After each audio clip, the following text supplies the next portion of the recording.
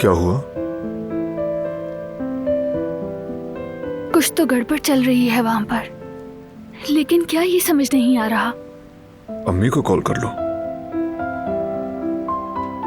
जरूरत नहीं, वो तो मुझसे बात ही नहीं करना चाहती। ये उदासी क्यों है? अम्मी ने बात नहीं की इसलिए?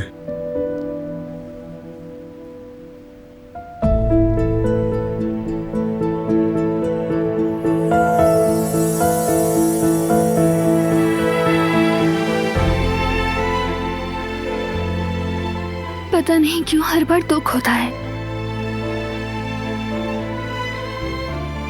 अम्मी तो हमेशा से ऐसी ही थी। उन्होंने कभी प्यार नहीं जताया मुझसे। बचपन में भी यही हाल था। भाई और जमरुद को ही सब कुछ समझती थी, उन्हें खुद से कभी दूर नहीं किया। और मैं हमेशा एक तरफ कोने में, कभी प्यार नहीं दिखाया, कभी मेरा हाथ थामकर नहीं पूछा कि कैसी हो बेटी, कभी सर पे हाथ नहीं फेरा। मगर मुझे कोई गिला नहीं। उनकी जिंदगी भी आसान नहीं थी। सारी उम्र दुश्मनी से बचती फिरती रही और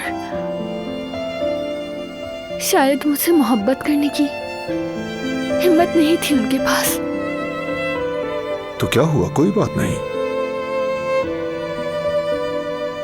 मैं हूं ना।